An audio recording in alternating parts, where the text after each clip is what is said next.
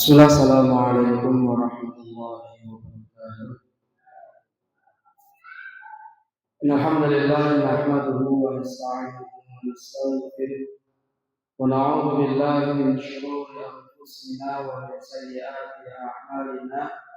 Man yahdihillahu fala mudilla lahu wa man yudlilhu fala hadiya lahu. Asyhadu an la ilaha illallah wahdahu la syarika lah wa asyhadu anna Muhammadan abduhu wa rasuluhu wa safiyuhu wa khaliluhu wa aminuhu ala wahyi wassalatu wassalamu ala alihi wa ashabihi wa man ihtada bihadihi wastanna bisunnatihi ila yaumiddin. Qala Allah ta'ala fil Qur'anil Karim, ya ayyuhalladzina amanu taqullaha haqqa tuqatih wa la tamutunna illa wa antum muslimun. وقال نبينا محمد صلى الله عليه وسلم في حديثه من خرج لطلب العلم فهو في سبيل الله حتى يرجع. اللهم علمنا ما ينفعنا وانفعنا بما علمتنا وارزقنا علما ينفعنا. رب اشرح لي صدري ويسر لي امري واحلل عقدة من لساني يفقهوا قولي اما بعد. Masyaallah muslimin, Bapak Ibu jamaah salat maghrib rahimani wa rahmatullah. Pripun kabare Pak Bu? Alhamdulillah. Alhamdulillah kita semuanya Allah karuniakan jasad dan jasmani yang sehat dan rohani yang kita harapkan sesuai dengan harapan Allah Subhanahu wa taala senantiasa meningkat iman dan ketakwaan kita di sisi Allah Subhanahu wa taala. Salawat dan salam semoga senantiasa Allah curahkan limpahkan kepada Rasulullah sallallahu alaihi wasallam, pada keluarga beliau, sahabat beliau, tabi'in, tabi'ut tabi'in dan orang-orang yang senantiasa menghidupkan sunnah-sunnah Rasulullah hingga yaumul kiamah. Masyaallah muslimin, bapak-bapak, ibu-ibu rahimani wa rahmatullah. Pada pertemuan yang lalu kita telah membahas terkait dengan hadis yang kedua, masuk pada pembahasan rukun-rukun Islam. Antasyhada alla ilaha illallah wa anna Muhammadar Rasulullah wa tuqimus shalah wa tu'tiyaz zakah. Nah, kemarin kita telah membahas terkait dengan antasyhada alla ilaha illallah wa anna Muhammadar Rasulullah. Maka pada kesempatan kali ini kita akan membahas lanjutan terkait dengan rukun iman atau rukun Islam yang telah Rasulullah Shallallahu Alaihi Wasallam sebutkan. Maka masyaallah muslimin rahimani wa rahmatullah, Rasulullah Shallallahu Alaihi Wasallam menyebutkan rukun Islam yang kedua adalah wa tuqimus shalah, mendirikan salat. Masyaallah muslimin rahimani wa rahmatullah. Di sini beliau Syekh Utsaimin menyebutkan bahwasanya wa tuqimus shalah itu adalah menjalankan semua salat, entah itu salat yang wajib ataupun salat yang sunnah. Maka kalau rukun Islam itu tidak boleh ditinggalkan. Maka yang namanya rukun Islam pada perkara salat nanti akan dibagi, mana yang wajib, mana yang sunnah. Yang paling ditekankan adalah sholat wajibnya, yaitu apa? Subuh, zuhur, asar sampai isya. Adapun kalau sholat sunnah, nah ini merupakan amalan yang sifatnya sunnah juga, boleh dikerjakan dan boleh juga ditinggalkan. La yu'aqabu tarikuhu, tidak dihukum orang-orang yang meninggalkan sholat. Karena apa? Hukum sholatnya adalah sunnah. Akan tetapi ma'asyiral muslimin, kalau kulolan bangsa miniku meninggalkan sholat sunnah, itu bukan berarti ya kita tidak diazab dan kita juga tidak diberikan pahala. Artinya apa? Kita tidak rugi. Sudah tidak diazab, tidak mendapatkan pahala juga, ya sama saja, tidak rugi. Akan tapi masyaallah muslimin, pengertian yang paling benar adalah kalau kita meninggalkan amalan-amalan sunnah itu sebuah kerugian yang sangat besar. Bisa jadi dengan amalan-amalan sunnah yang kita kerjakan, Allah malah melipat gandakan. Ila sab'i mi'atin dhi'fin ila ad'afin katsiratin. Dengan lipat ganda yang sangat banyak. 700 kali lipat bahkan lebih. Maka masyaallah muslimin rahimani wa rahmatullah, akan tetapi banyak dari kaum muslimin ini yang seringkali itu membuat matematika di dalam sholat ini. Contohnya apa? Kalau seseorang itu pernah haji ataupun umroh, menawi haji utawi umroh, niku diberi kesempatan untuk sholat di Masjidil Haram dan Masjid Nabawi. Nah, bagaimana ketika seseorang itu sholat di Masjid Nabawi dan Masjidil Haram, maka Rasulullah SAW mengabarkan seorang muslim yang sholat di Masjidil Haram pahalanya 100.000 kali lipat daripada sholat seseorang di masjid yang lain. Dan sholat seseorang yang dikerjakan di dalam Masjid Nabawi itu pahalanya 1.000 kali lipat lebih banyak daripada orang-orang yang sholat di masjid yang lain. Lah terkadang dari sebagian kaum muslimin itu membuat matematika, Pak. Dewi ini samun sholatan Masjidil Haram menawi sholatan mriki 27 derajat.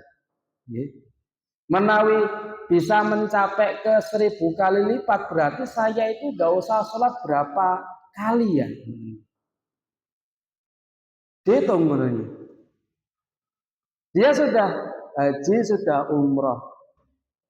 Atau dia tidak haji, tidak umroh, tapi apa? Safar ke Masjidil Haram atau ke Masjid Nabawi.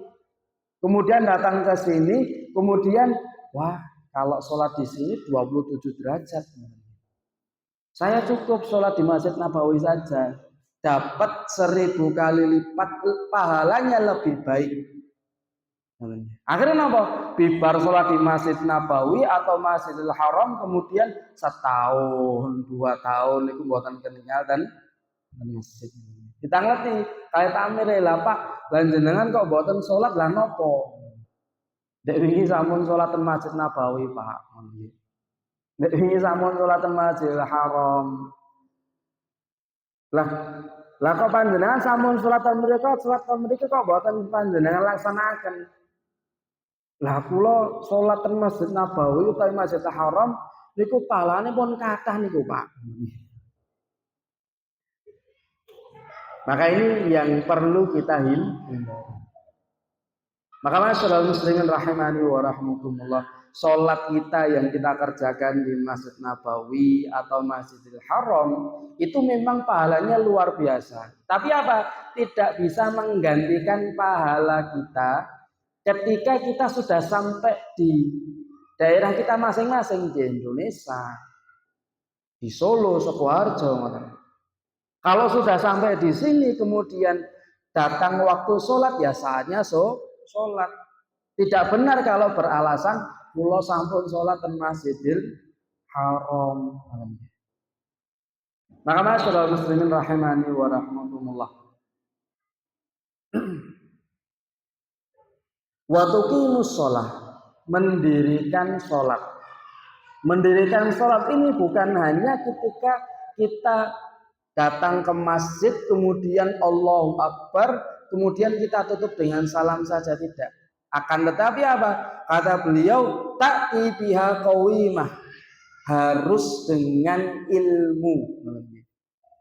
Harus dengan ilmu. Maka masyaallah muslimin rahimani wa rahmatullah, harus dengan ilmu itu bagaimana? Ya kita sholat, kita menggerakkan anggota tubuh kita dengan takbiratul ihram dan seterusnya, itu atas dasar ilmu kita. Boten terus menawi sholat tarawih niku angsal cepet terus kemudian apa? Cepet. Akhirnya apa? Ninggal ke tumakninah. Maka masyaallah muslimin rahimani wa rahmatullah, Maka ini yang tidak boleh. Sehingga sholat yang kita kerjakan itu atas dasar apa? Ilmu kita. Maka masyaallah muslimin rahimani wa rahmatullah. Kemudian pertanyaannya, kalau waktu sholat, mendirikan sholat, melaksanakan sholat, ini merupakan rukun Islam, maka pertanyaannya, apakah mensolati mayit ini menjadi rukun Islam juga? Karena kalau sholat zuhur, sholat qobliyah, sholat ba'diyah, kemudian sholat sunnah yang lainnya, itu gerakannya sama, mungkin rakaatnya yang berbeda, ada rukuknya, ada sujudnya, dan lain sebagainya. Akan tetapi yang namanya sholat jenazah itu gerakannya agak berbeda. Berbedanya apa? Boten enten sujud, boten enten salam. Ya. Maka masyaallah muslimin rahimani wa rahmatullah, maka beliau saya ingin menyebutkan bahwasanya sholat jenazah itu masuk ke dalam keumuman hadis ini, wa tuqimus shalah. Yaitu apa? Kita mensolati jenazah berarti masuk ke hadis ini, yaitu apa? Mendirikan sholat. Maka masyaallah muslimin rahimani wa rahmatullah, maka kita yang melaksanakan sholat jenazah berarti kita dihukumi telah melaksanakan rukun Islam. Walaupun apa? Walaupun itu termasuk pada amalan-amalan yang sunnah. Maka masyaallah muslimin rahimani wa rahmatullah, ada beberapa hal yang perlu kita pahami Pak Bu. Menawi sholat jenazah niku nggih enten hukume masbuk. Enten hukume makmum masbuk. Kula niku nate mendapati Pak. Enten makmum jamaah sholat jenazah itu yang datangnya di takbiratul takbir yang kedua atau yang ketiga. Kemudian dia masuk ikut sholat jenazah, kondisinya terlambat. Tapi apa? Ketika imam itu salam, dia juga ikut salam. Maka masyaallah muslimin, maka kalau kita mensolati jenazah itu juga berlaku makmum masbuk juga. Artinya apa? Kalau imam itu salam, maka kalau kita itu masbuk, ya kita melengkapi. Kalau kita makmumnya masuk ke takbir yang kedua, berarti apa? Terlambat satu takbir. Nah nanti ketika imam assalamualaikum warahmatullah, assalamualaikum warahmatullah, kita takbir lagi. Boten terus tumut salam, assalamualaikum warahmatullah, assalamualaikum warahmatullah. Nah niku napa klen itu. Maka masyaallah muslimin rahimani wa rahmatullah. Maka ini yang perlu kita pahami juga, bahwasannya sholat jenazah itu berlaku juga makmum masbuk. Kemudian Rasulullah SAW menyebutkan rukun Islam yang ketiga adalah watu tiyaz zakah, yaitu adalah membayar zakat. Zakat itu apa? Al-malul wajib fil amwaliz zakawiyah fayu'til insan mustahiquhu ta'abbudan lillah wa raja'a li thawabihi, yaitu adalah harta-harta yang wajib untuk dikeluarkan. Ketika sudah mencapai nisab itu adalah batasan, menawi sampun melebetkan batasan. Lah nanti ada zakat pertanian, zakat emas dan lain sebagainya. Nanti ada nisabnya sendiri-sendiri, batasan sendiri-sendiri. Kalau sudah melebihi batasan, maka dikeluarkan zakatnya. Maka masyaallah muslimin rahimani wa rahmatullah, kalau belum mencapai nisab, belum mencapai batasnya, maka ya nanti tidak berlaku zakat. Maka di dalam syariat Islam, zakat ini adalah aturan yang paling adil terkait dengan kebijakan untuk mengeluarkan harta zakat. Selain infak dan sedekah, kalau infak dan sedekah itu bukan ada persyaratannya. Jadi siapapun bisa infak dan sedekah. Tapi kalau untuk zakat ini yang bisa melaksanakan hanya adalah zumalin, orang-orang yang memiliki harta. Karena ada batasan tadi. Maka masyaallah muslimin rahimani wa rahmatullah. Kalau ada yang menyamakan, lah kan zakat kalih pajak niku kan sami, Pak. Zakat kalih pajak niku sami. Maka masyaallah muslimin rahimani wa rahmatullah. Pajak yang dikenakan oleh pemerintah itu tidaklah sama dengan zakat.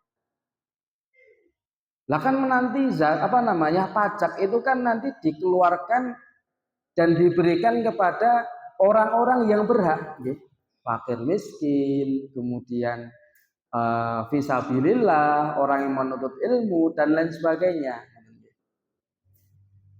Maka kalau alasannya begini, maka tidak bisa kita terima. Kenapa? Karena pajak itu berlaku untuk semuanya. Kita jajan, nyon ngapunten, tumbas makanan saja di warung atau rumah makan yang agak mewah sedikit, nanti di notanya nanti ada pajaknya. Namanya apa, Pak? Apa? PPN, ya Allah. PPN katanya. Lah ini nanti terkena untuk semua kalangan. Entah itu yang saat itu baru membutuhkan uang, ya kalau beli di situ kena. Tapi kalau zakat tidak. Walaupun nisabnya itu sudah tercapai, tapi dia itu memiliki sebuah hajat untuk hartanya itu dikeluarkan, maka zakatnya itu tidak bisa ditarik. Maka masyaallah muslimin rahimani wa rahmatullah. Lah nanti zakatnya diberikan kemana? Allah Subhanahu wa taala berfirman, lil fuqara'i wal masakin, orang-orang yang fakir dan miskin. Ada salah seorang ustaz yang pernah menyebutkan, Ustaz Faiz Baraja Pak Bu, niku nate ngendika, orang yang termasuk pada kategori miskin itu yang punya anak 2, gaji 1 bulan itu 2 juta. Gitu. Itu termasuk miskin. Sehingga berhak mendapatkan harta zakat. Tapi untuk pembatasan ini itu berbeda pandangan menurut para ulama yang lain. Karena kenapa? Tergantung kondisi di masyarakat tersebut. Kalau saya bayangkan, kalau anak 2 saja 2 juta itu sudah berhak mendapatkan zakat. Ini orang-orang ini banyak yang mendapatkan zakat, karena gaji minimum UMR itu anak 1, 2, 3, 4 ya gajinya UMR, ya kalau Sukoharjo pinten, Pak? Pinten? 2 juta. 2.100.000. Ini kok nopo enten pembatasan, Pak? Mengke anak ketiga nanti naik ngoten. Enten, Pak? Mboten enten nggih. Merata ngoten nggih. Maka nanti kalau menurut Ustaz Faiz Baraja tadi, kalau nanti berlaku di sini, nanti yang anak 3, 4, 5 gaji UMR 2.100.000 ya nanti dapat zakat. Berhak mendapatkan harta zakat. Maka masyaallah muslimin rahimani wa rahmatullah, wal 'amilina 'alaiha, dan juga amil. Amil itu apa? Orang yang mengurusi zakat. Wal mu'allafati qulubuhum, dan orang-orang yang baru masuk Islam. wa fir riqabi wal gharimina. Begitupun juga orang-orang yang baru terlilit hutang. Wa fi sabilillah, dan juga orang yang berjihad berperang di jalan Allah. Wa fir riqab, dan juga budak-budak. Maka masyaallah muslimin rahimani wa rahmakumullah. Maka ini beberapa pembagian untuk orang-orang yang berhak mendapatkan harta zakat. Maka masyaallah muslimin rahimani wa rahmakumullah. Kemudian rukun Islam yang selanjutnya wa tasumu ramadhana, yaitu apa? Puasa Ramadan. Caranya bagaimana? Bi antam masaka anil muftirati min tulu'il fajri tsani ila ghurubis syamsi ta'abbudan lillah. Menahan dari makan dan minum ataupun pembatal yang lainnya mulai dari fajar yang kedua. Nanti ada fajar yang pertama, ada fajar yang kedua. Fajar pertama itu namanya fajar kadzib. Menawi tiang Jawi menyebutnya fajar etok-etokan. Belum fajar beneran. Cirinya apa?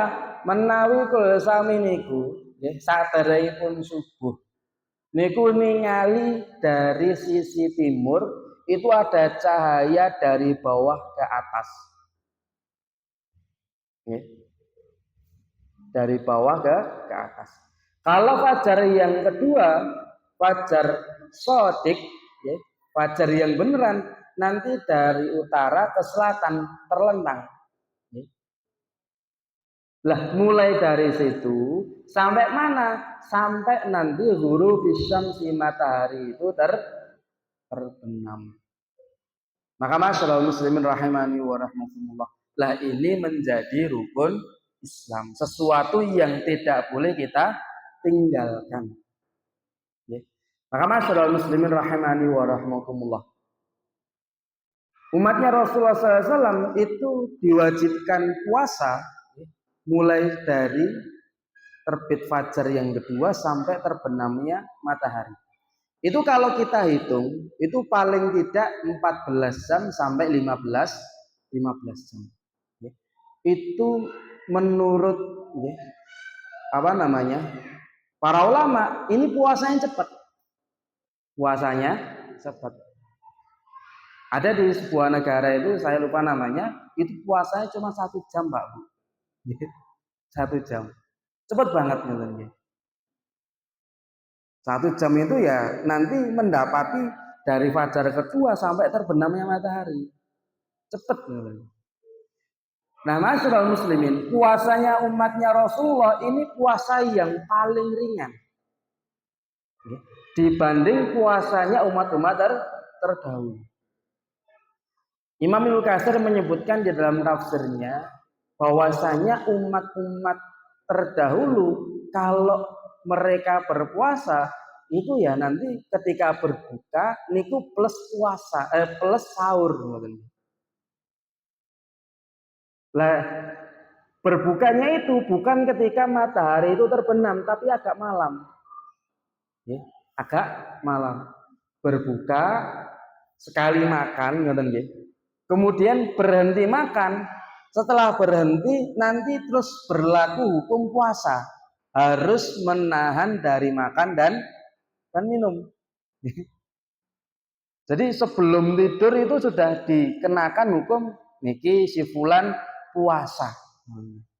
Sampai kapan? Ya nanti sampai berbuka lagi.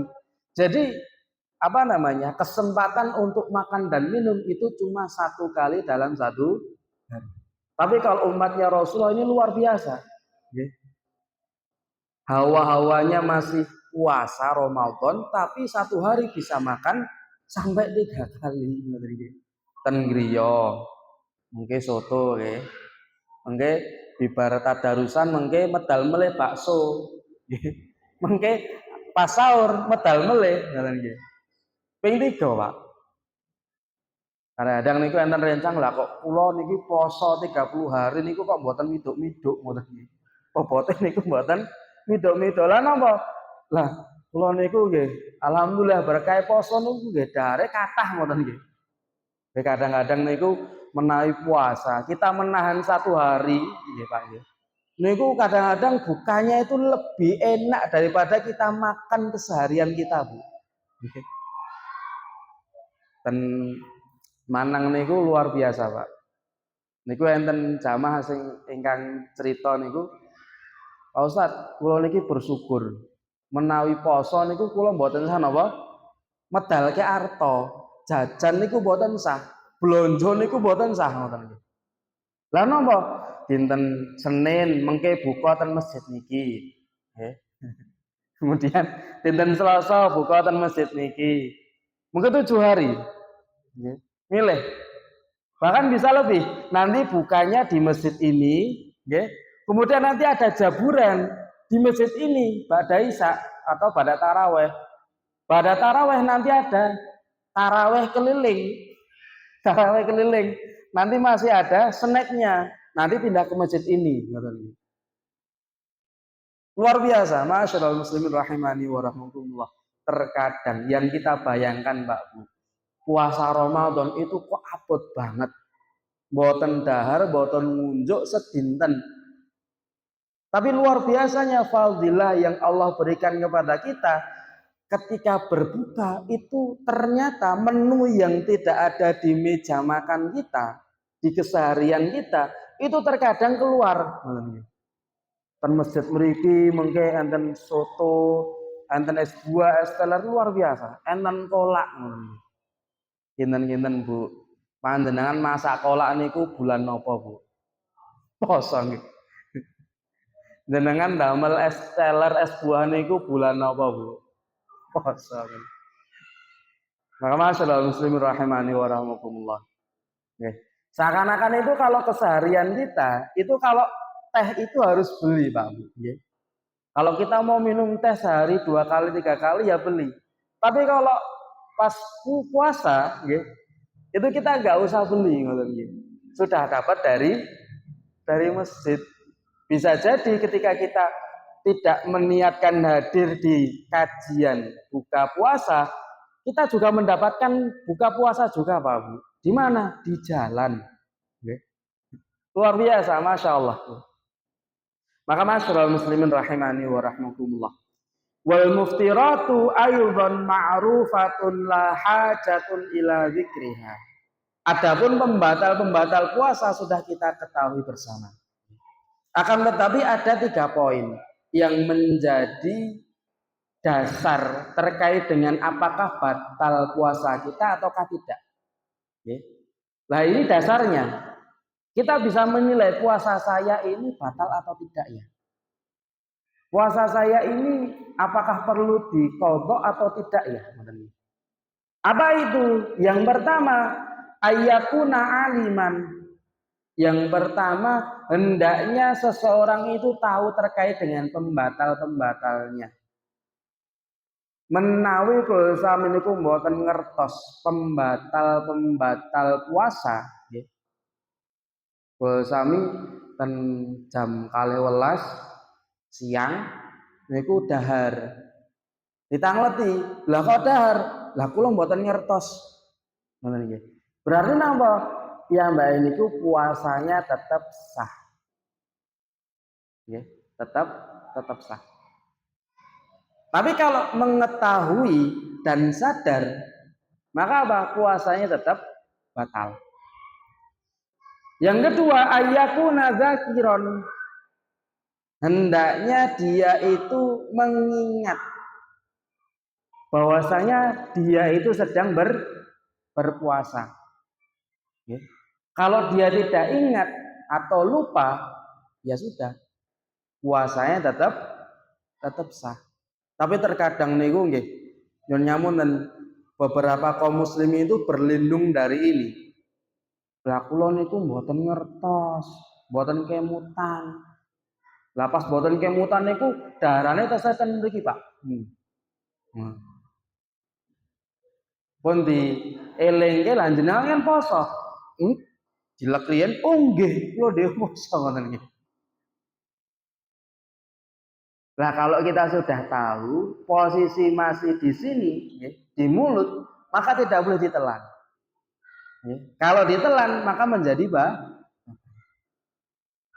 maka masyaallah muslimin rahimani wa rahmatullah, bahkan nyuwun ngapunten. Menawi kula sami niku sahur niku, Pak.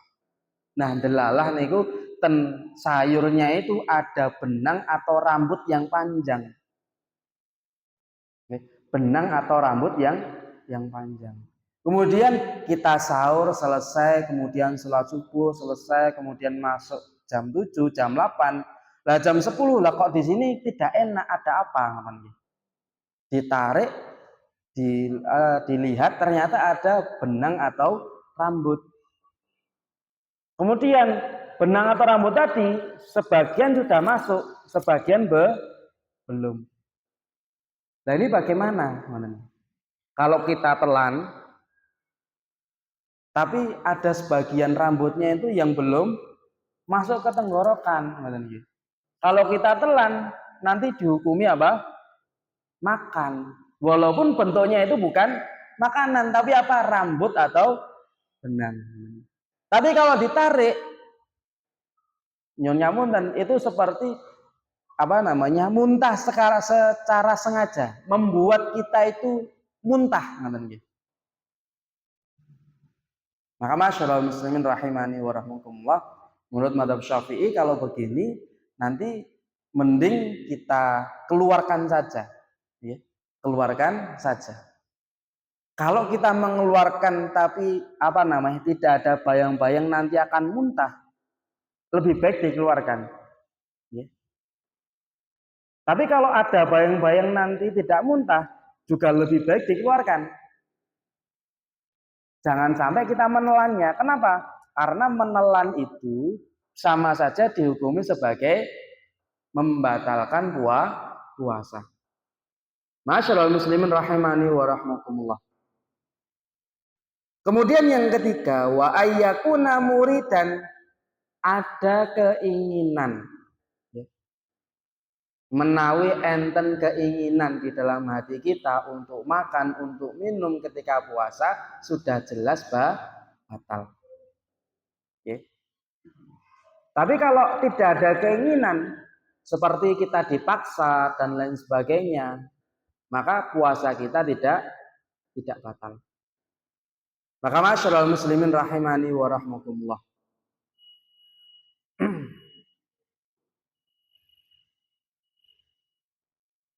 Nah, 3 penjelasan ini terkait dengan rukun-rukun Islam, menjalankan sholat, kemudian zakat, kemudian melaksanakan puasa Ramadan, ini menjadi rukun-rukun di dalam agama Islam. Ini penting, Pak Bu.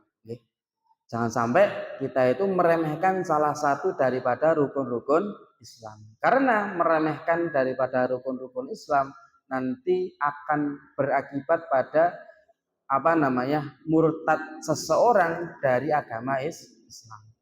Maka masyaallah muslimin rahimani wa rahmakumullah, maka semoga jamaah sekalian kita diberikan keistiqomahan dalam melaksanakan rukun-rukun Islam ini dan dapat melaksanakan sampai akhir hayat kita. Dan semoga Allah Subhanahu wa taala memudahkan urusan kita terkait dengan mengamalkan setiap syariat yang telah Allah Subhanahu wa taala syariatkan. Maka masyaallah muslimin rahimani wa rahmatullah, sebelum kami tutup, kalau ada pertanyaan dari jamaah sekalian, Bapak, Ibu-ibu sekalian, kami persilahkan.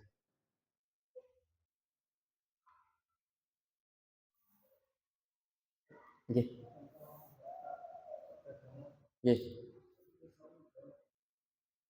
Zakat perdagangan nisabnya itu 85 gram, kalau tidak salah. Nisabnya itu sampai 85 gram emas, atau kurang lebih setara dengan 82 juta. Itu nisab perdagangan. Itu dihitung ketika perdagangan itu selama 1 tahun, Pak. Bukan 1 bulan dapat segitu, terus kita terhukumi harus mengeluarkan zakat. Tidak. tapi apa namanya, nunggu 1 tahun. Kalau 1 tahun itu mendapatkan segitu dan 85 gram emas tadi itu barangnya ngendap, tidak masuk ke hitungan pulaan, atau tidak kita ambil untuk kehidupan sehari-hari. 85 gram emas atau 82 juta itu mengendap, tidak kita ambil selama satu tahun, maka apa? Maka itu nisabnya, itu perdagangan. Nah, jadi 85 gram emas atau kalau dirupiahkan 82 juta. Nah, ada lagi? Bahwa ibu-ibu,